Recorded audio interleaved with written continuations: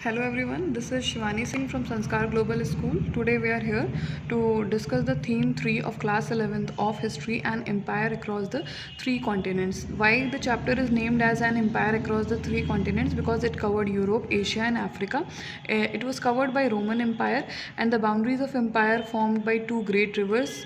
The river was Rhine and the second river was Danube to the north, and southern boundaries were covered with the deserts, which were the Sahara deserts. Euphrates was in the east and Atlantic was in the west. And one important question, that the Mediterranean Sea was known as the heart of the Roman Empire. There were so many sources which included a text, document and the material remains. There were textual sources which were known as annals. They were written year by year on the year by year basis, and documentary sources included the inscription and the papyri. Papyri, the word paper that we use today, has come from the word papyri. Inscriptions were written on the stones which survived, because a stone does not degrade. And in both in Greek and Latin language, both the languages were found over there. There were material remains, buildings, monuments and other kinds of structures, pottery, etc. we have found there. Now we will see about the papyrus and the papyrologist. Papyrus, you already know, it was paper, reed-like plant was there, which was used to write, which was found at the banks of the Nile in the Egypt, and who published the papyrus written documents were known as the papyrologist. Division, it was divided into two phases, early empire and the late empire. If we talk about the political history of Roman Empire, there were number of empires in the Roman Empire. There was mosaic of territories, but they were run by a common system of government. People were subjects of a single ruler that was known as the monarch or the emperor. Many languages were there, but Latin and Greek were mostly the prominent languages. First emperor was Augustus, who was made emperor in 27 BCE. He was also known as the Principate, which means the leading citizen. He was the king, but also known as the Principate, so that he can respect the Senate.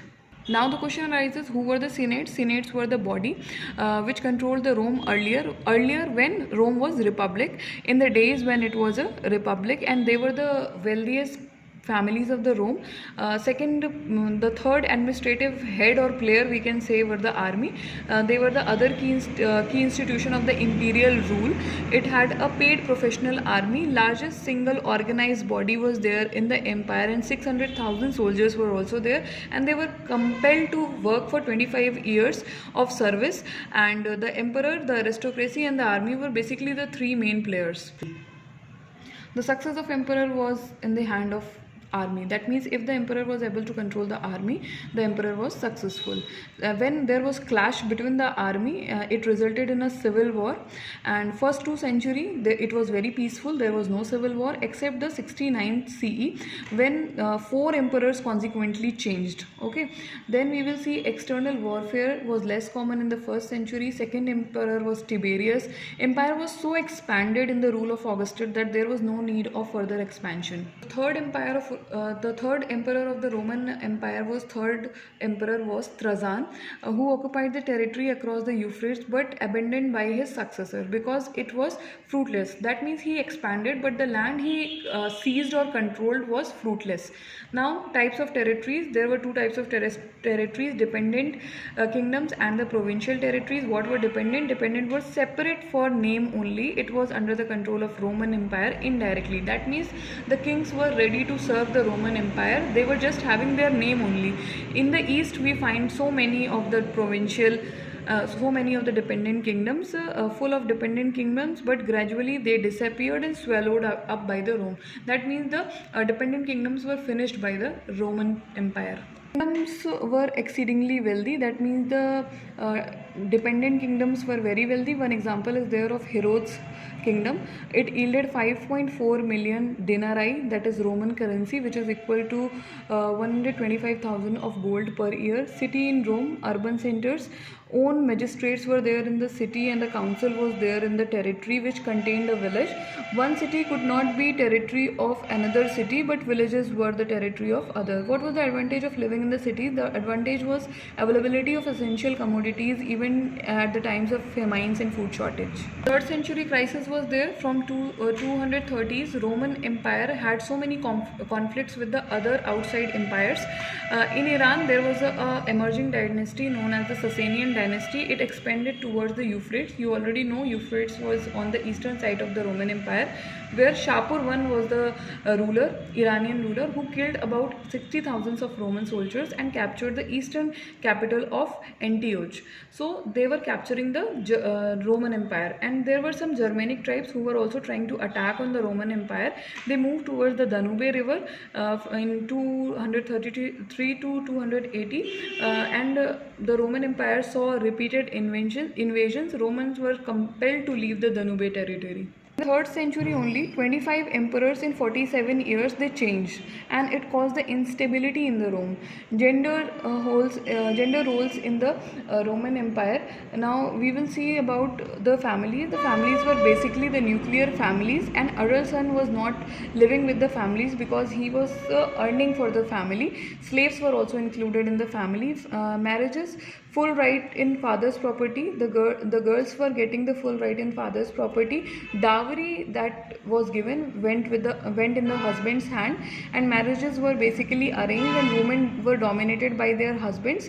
And the age for males marriage was early 20s or early 30s.